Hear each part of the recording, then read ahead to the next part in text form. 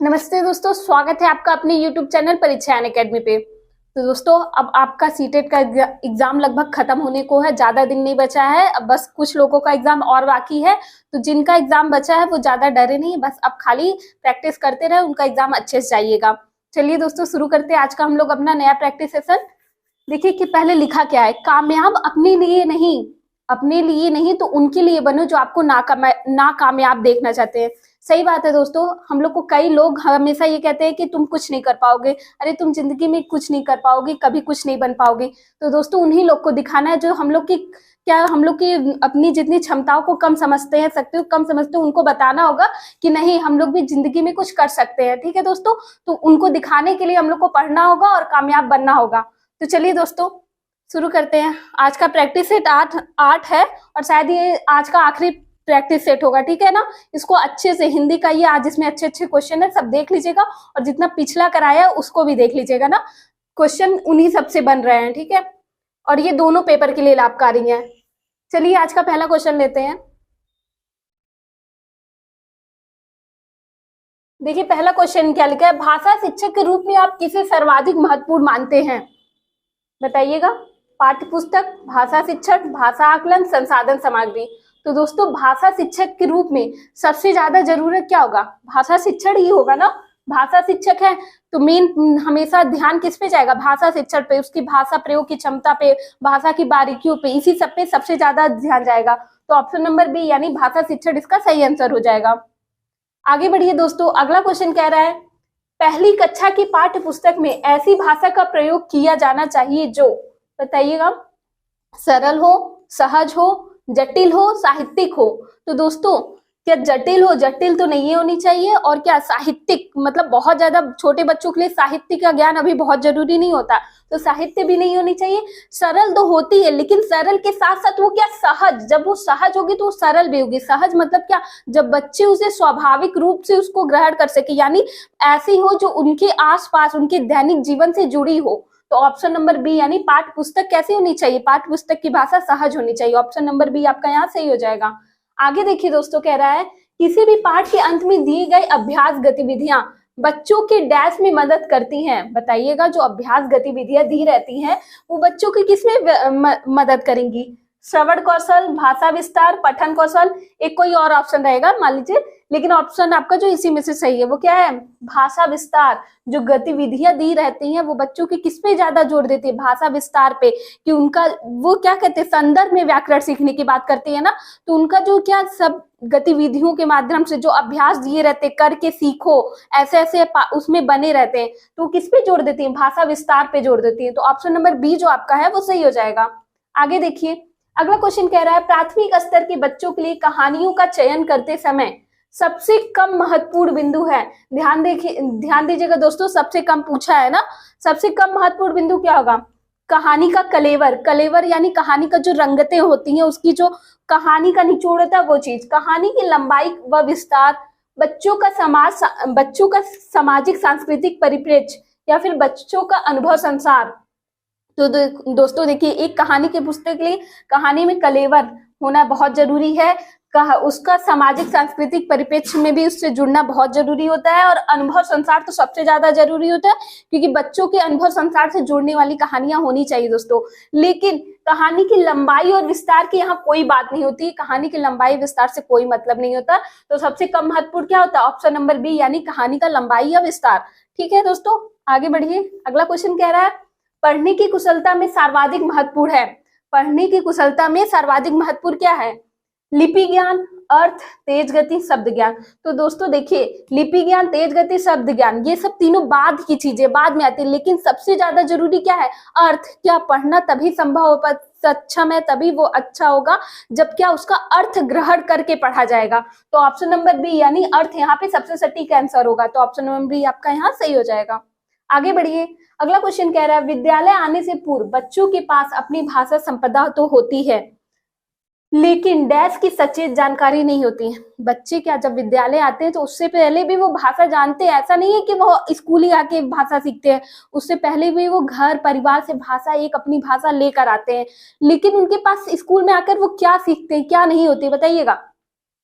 वर्णमाला, व्याकरण, सुनने बोलने पढ़ने लिखने। तो दोस्तों देखिए, वर्णमाला, सुनने बोलने पढ़ने लिखने, ये सब एक चीज में क्या वर्णमाला में व्याकरण में आपका समाहित हो जाएगा ना। तो क्या उन्हें व्याकरण की जानकारी नहीं होती, कुछ अपनी जो टूटी फूटी सब भाषा लेकर आते हैं, फिर धीरे धीरे स्कूल में वो क्या परिपक्व बनते हैं, भाषा सीख के पूर्ण परिपक्व बन जाते हैं, यानी व्याकरण। लेकिन व्याकरण की सचेत जानकारी नहीं होती। ऑप्शन नंबर बी आपका यहाँ सही हो जाएगा। आगे बढ़िए, अगला क्वेश्चन कह रहा है, जिन बच्चों को पढ़ने में कठिनाई होती है वे डैश से प्रभावित हो सकते हैं। देखिए दोस्तों, हमेशा इससे एक क्वेश्चन देखने को मिलता रहता है, जिनको इसे पठन अक्षमता भी कहते हैं, जिनको पढ़ने में कठिनाई होती, क्या बोलते हैं, देखिएगा, अफ्रेजिया, डिस्कैलकुलिया, डिसलेक्सिया, डिस्ग्राफिया। तो दोस्तों इसे क्या बोलते हैं, डिसलेक्सिया। कई बार बता चुकी हूँ, फिर से बता रही हूँ, डिसलेक्सिया पठन वैफल्य यानी पठन अक्षमता यही कहलाता है। और बाकी सब आपका डिस्कैलकुलिया आपका गणित संबंधी अक्षमता होता है, डिस्ग्राफिया लेखन संबंधी अक्षमता होता है, अफ्रेजिया यानी वाक संबंधी विकार होता है। ठीक है दोस्तों, ये सब आप जितने विकार है ना, 1 नंबर का क्वेश्चन बनता रहता है, तो इसको पढ़ के जाइएगा। आगे बढ़िए, अगला क्वेश्चन कह रहा है, भाषा आकलन का उद्देश्य नहीं है। नहीं है दोस्तों पूछा है, नहीं पे हमेशा फोकस करिएगा। बच्चों के सीखने में मदद करना, बच्चों के सीखने के तरीके के बारे में जानना, बच्चों को उत्तीर्ण अनुत्तीर्ण करना, बच्चों को अपनी गति से सीखने का अवसर देना। तो दोस्तों उद्देश्य नहीं पूछ रहा है, हमेशा देखिए भाषा आकलन क्या सीखने में मदद भी करता है, उनको सीखने के तरीके भी बताता है और साथ ही साथ उनकी सीखने की गति के अवसर भी देता है। लेकिन कभी भी बच्चों को उत्तीर्ण और अनुत्तीर्ण करना उसका उद्देश्य नहीं होता है कि बच्चों को वो पास या फेल करे। तो ऑप्शन नंबर जो आपका सी है यहाँ पे सही हो जाएगा, क्या, बच्चों को उत्तीर्ण और अनुत्तीर्ण करना। आगे बढ़िए दोस्तों, अगला क्वेश्चन कह रहा है, भाषाई क्षमता के आकलन की दृष्टि से निम्न में से कौन सा प्रश्न सर्वाधिक उचित है ना। सर्वाधिक उचित पूछा है भाषाई आकलन की क्षमता से, बताइएगा। तुम बजाज होते तो चूहों को कपड़ा देते या नहीं देते या नहीं, क्यों। फिर कह रहा है, दर्जी चूहे की किस बात से डर गया, चूहा टोपी क्यों पहनना चाहता था। फिर कह रहा है, चूहा टोपी पर सितारे क्यों लगवाना चाहता था। देखिए दोस्तों, दर्जी चूहे को किस बात से डर गया, ये एक लाइन में ये बुक से खोजेगा, आंसर लिख के दे देगा। इससे बच्चों की न तर्क का विकास होगा, न उनकी कल्पना शक्ति का विकास होगा। क्वेश्चन ऐसा होना चाहिए जिससे बच्चों की क्या ज्ञान क्षमता का विकास हो, उनकी कल्पना शक्ति का विकास हो, सृजनात्मकता का विकास हो। लेकिन देखिए ये वाला क्वेश्चन भी देखिए, चूहा टोपी क्यों पहनना चाहता था, ये भी बता देगा आंसर वो एक लाइन में। चूहा टोपी पे सितारे भी क्यों लगवाना चाहता था, ये सब बंद अंत वाले प्रश्न है, बस खाली खोल देख के बता देगा, ये नहीं होगा। लेकिन देखिए, यदि तुम बजाज होते, बजाज मतलब होता है कपड़े का व्यापारी, क्या होता है, कपड़े का व्यापारी होते तो चूहे को कपड़ा देते या नहीं। मान लीजिए बताता हाँ देते, अगर हाँ देते तो क्यों देते, तब बच्चा अपने विचार लिखेगा। अगर नहीं देते तो क्यों देते, तब भी बच्चा अपनी क्या अपनी सोच समझ से अपना विचार लिखेगा, जिसमें अपने आप को अभिव्यक्त करेगा। तो जो सबसे बेस्ट ऑप्शन होगा ऑप्शन नंबर ए, यानी तुम बजाज होते तो चूहे को कपड़ा देते या नहीं देते और क्यों, मतलब अपना आंसर का रीजन लिखो। तो ऑप्शन नंबर ए यहाँ सही हो जाएगा। आगे बढ़िए, अगला क्वेश्चन कह रहा है, बहुभाषिक कक्षा की दृष्टि से कौन सा क्रियाकलाप अपेक्षाकृत अधिक उचित है। बहुभाषिक की दृष्टि से कह रहा है, बताइएगा। अपनी भाषा के 5 शब्द बोलो, अपनी भाषा के 5 शब्द लिखो, अपनी भाषा के 10 वाक्य लिखो, अपनी भाषा में कहानी सुनाओ। तो दोस्तों देखिए, ये सब थोड़ा थोड़ा काम करवा के काम खत्म हो जाएगा। बस 5 वाक्य लिखो, 10 वाक्य बोलो, ऐसे करके ये सब नहीं। बेस्ट क्या है आपका, जब कहा जाएगा अपनी भाषा में कहानी सुनाओ, वो अपनी भाषा में कोई कहानी कहेगा, यानी वो अपने अनुभव बताएगा, कुछ भी अपने मन से बना बना के कुछ भी बोलेगा ना। आप बच्चों को अक्सर देखते हैं कि ना, कई कहानियां वो बना बना कर बोलते हैं। तो बस यही वही यहाँ पे सबसे ज्यादा उनकी जो उनके भाषा का विकास सबसे ज्यादा यही होगा, अपनी भाषा में कहानी सुनाओ। यहाँ पे उनका बहुभाषिक कक्षा की दृष्टि से यही सबसे बेस्ट होगा। ऑप्शन नंबर डी यहाँ सही हो जाएगा। आगे चलिए, अगला क्वेश्चन कह रहा है, पढ़ना लिखना सीखना तब सरल होता है जब, बताइएगा। उन्हें किसी उद्देश्य के साथ जोड़ा जाए, उन्हें वर्णमाला ज्ञान के साथ जोड़ा जाए, निरंतर अभ्यास कराया जाए, निरंतर परीक्षाओं का आयोजन किया जाए। तो देखिए दोस्तों, न निरंतर परीक्षाओं का आयोजन करना, न अभ्यास कराना है, न ही वर्णमाला के साथ ज्ञान को जोड़ना है। क्या करवाना उन्हें किसी उद्देश्य के साथ जोड़ा जाए। वैसे भी दोस्तों, कोई भी कार्य अगर बिना उद्देश्य किया जाए तो उसको कोई मतलब नहीं होता। हम भी कोई कार्य कब करते हैं, जब हमारे पास कोई उद्देश्य रहता है, कोई रीजन रहता है। तो ऑप्शन नंबर ए, यानी उन्हें किसी उद्देश्य के साथ जोड़ा जाए। आगे चलिए, अगला क्वेश्चन कह रहा है भाषा के दो पक्ष होते हैं, एक संरचनात्मक पक्ष, दूसरा पक्ष बताना है, बताइएगा। साहित्यिक, प्रकार्यात्मक, भावनात्मक, अलंकारिक। तो दोस्तों भाषा के दो पक्ष यानी एक तो संरचनात्मक होता है और दूसरा ध्यान रखिएगा क्या होता है, प्रकार्यात्मक। कौन सा पक्ष होता है, प्रकार्यात्मक, ये चीज याद रखिएगा। ऑप्शन नंबर बी आपका यहाँ सही हो जाएगा। अगला क्वेश्चन देखिए, कह रहा है भाषाई क्षमताओं के बारे में कौन सा कथन उचित नहीं है। नहीं है दोस्तों, नहीं पे हमेशा ध्यान दीजिएगा। भाषाई क्षमताएं एक दूसरे को प्रभावित करती हैं, भाषाई क्षमताएं एक क्रम से नहीं सीखी जाती, भाषाई क्षमताएं एक क्रम से सीखी जाती हैं, भाषाई क्षमताओं में समझ अंतर्निहित है। तो देखिए दोस्तों पूछ रहा है नहीं है। देखिए भाषाई क्षमताएं जो होती है एक दूसरे को प्रभावित करती है, ये बात सही है। ये एक क्रम से सीखी जाती है और समझ भी अंतर्निहित होता है, लेकिन ऑप्शन नंबर बी यानी भाषाई क्षमताएं एक क्रम से नहीं सीखी जाती, यही ऑप्शन आपका गलत होगा। और निगेटिव क्वेश्चन में जो ऑप्शन गलत होता है वही आपका सही होता है। तो ऑप्शन नंबर बी यानी भाषाई क्षमताएं एक क्रम से सीखी नहीं जाती, ये ऑप्शन सही हो जाएगा। आगे चलिए, अगला क्वेश्चन कह रहा है विद्यालय की पाठचर्या सहगामी क्रियाएं ऐसी हो जो बच्चों को डैश के अवसर प्रदान करें। एक्स्ट्रा कैरिकुलम एक्टिविटीज की बात कर रहा है, यानी जो अतिरिक्त क्रियाकलाप कराए जाते हैं वो बताइए कि कैसे अवसर दे। मौखिक अभिव्यक्ति के, लिखित अभिव्यक्ति के, भाषा प्रयोग के, अभिनय के। तो दोस्तों विद्यालय की पाठचर्या सहगामी क्रियाएं जो होती है वो ऐसी जो बच्चों को क्या भाषा प्रयोग के अवसर दे। वैसे भी दोस्तों हिंदी भाषा की कक्षा है, भाषा की बात की जा रही है, तो किसके भाषा प्रयोग की अवसर प्रदान करे, यानी ऑप्शन नंबर सी जो आपका है यहाँ सही हो जाएगा। आगे बढ़िएगा, अगला क्वेश्चन कह रहा है भाषाई क्षमताओं के विकास में सर्वाधिक महत्वपूर्ण है, बताइएगा। रेडियो, अंतःक्रिया, टेलीविजन, परीक्षाएं। तो दोस्तों आपको लग रहा होगा रेडियो टेलीविजन से अच्छा क्या हो सकता है, लेकिन नहीं। रेडियो और टेलीविजन बस दृश्य और शब्द ऐसी सामग्री है जो सुन के देख के है, परीक्षाएं भी बहुत ज्यादा नहीं। लेकिन सबसे अच्छा क्या, अंतःक्रिया। जब वो किसी न किसी के साथ बातचीत करेगा, अंतःक्रिया करेगा, अपने विचार साझा करेगा, तब सबसे ज्यादा उसकी भाषाई क्षमताओं का विकास होगा। तो ऑप्शन नंबर बी यानी अंतःक्रिया यहाँ सही होगा। आगे बढ़िए, अगला क्वेश्चन देखिए, कह रहा है पेड़।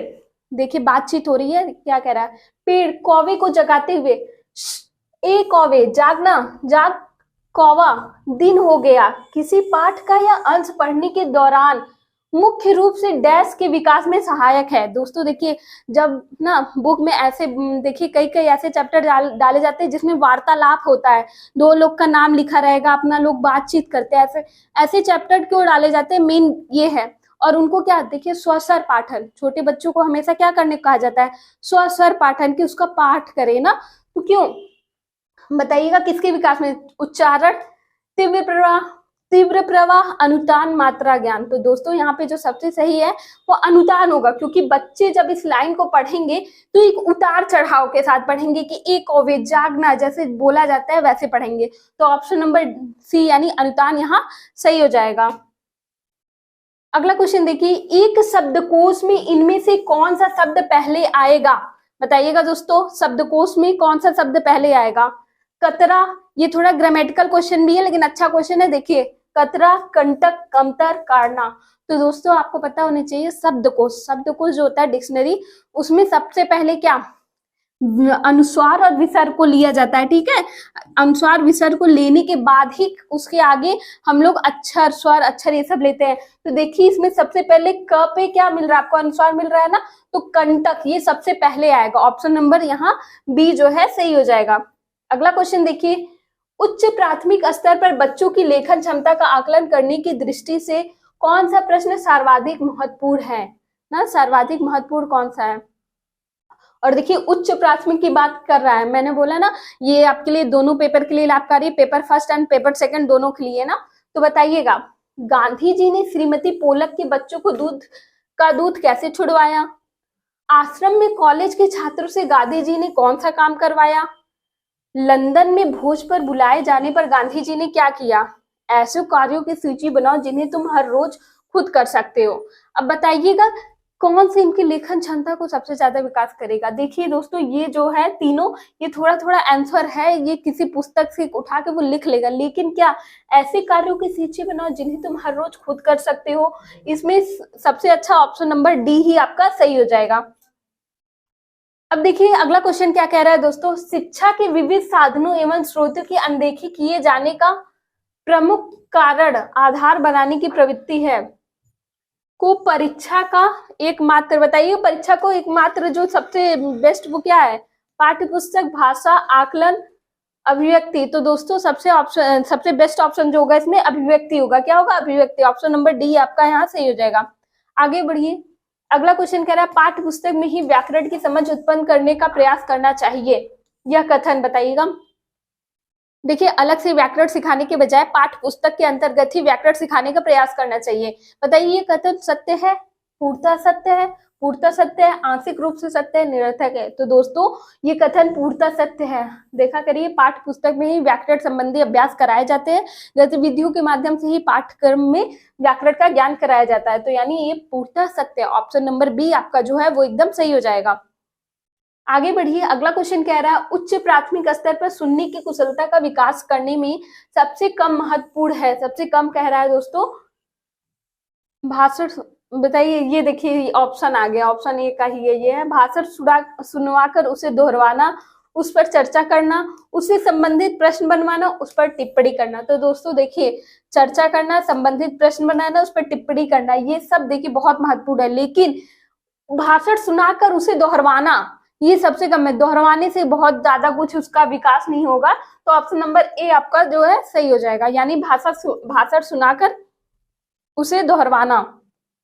अगला क्वेश्चन देखिए कह रहा है उच्च प्राथमिक स्तर पर हिंदी भाषा सीखने सिखाने की प्रक्रिया में सर्वाधिक प्रभावी है कहानियों की शब्दशः पुनरावृत्ति, कहानियों का नाट्य रूपांतरण, कहानियों के पात्रों का नाम लिखना, कहानियों की घटनाओं को क्रम से लिखवाना। तो दोस्तों उच्च प्राथमिक स्तर पर कहानी क्या पूछा है, हिंदी भाषा में सीखने सिखाने की प्रक्रिया सबसे ज्यादा तब प्रभावी होगी जब कहानी का नाट्य रूपांतरण कराया जाएगा, यानी रोल प्ले कराया जाएगा। बच्चे क्या उसके जो कहानी का जितने पात्र हैं उसमें से एक एक का रोल प्ले करेंगे और क्या उसको आत्मसात करेंगे, तब सबसे ज्यादा उनके भाषा का विकास होगा। तो ऑप्शन नंबर बी जो आपका यहाँ है वो सही हो जाएगा। आगे बढ़िए, अगला क्वेश्चन कह रहा है आकलन की प्रकृति डैश और उत्तरदायीपूर्ण होनी चाहिए, बताइएगा। मानवीय और कठोर होनी चाहिए, मानवीय या पारदर्शी होनी चाहिए, कठोर और पारदर्शी होनी चाहिए, पारदर्शी या व्यक्तिनिष्ठ होनी चाहिए। तो दोस्तों आकलन की प्रकृति जो है वो मानवीय और पारदर्शी होनी चाहिए। क्या होनी चाहिए, मानवीय और पारदर्शी, यानी ऑप्शन नंबर बी आपका यहाँ सही हो जाएगा। अगला क्वेश्चन देखिए कह रहा है रूपा छठी कक्षा में बच्चों के साथ अक्सर अनौपचारिक बातचीत करती है। अनौपचारिक मतलब कुछ हट के थोड़ा सा अलग से बात करती है। वे इसके माध्यम से बताइए बच्चों के खाली समय का सदुपयोग करती है, बच्चों को काम में लगाकर निश्चिंत हो जाती है, बच्चों का मनोरंजन करती है, बच्चों को सुनने बोलने के अवसर देती है। तो ना ही वो काम का सदुपयोग करा रही है, ना ही काम में लगाकर निश्चित करा जा रही है, निश्चिंत हो जा रही है, ना ही बच्चों का मनोरंजन करवा रही है। वो क्या कर रही है, बच्चों को सुनने और बोलने के अवसर दे रही है। यानी बच्चे जब अपनी मातृभाषा में कुछ भी बोलेंगे, सब कर सीखेंगे, तो क्या उनको बच्चों को सुनने बोलने के अवसर दे रही है। ऑप्शन नंबर डी यहाँ जो आपका सही हो जाएगा।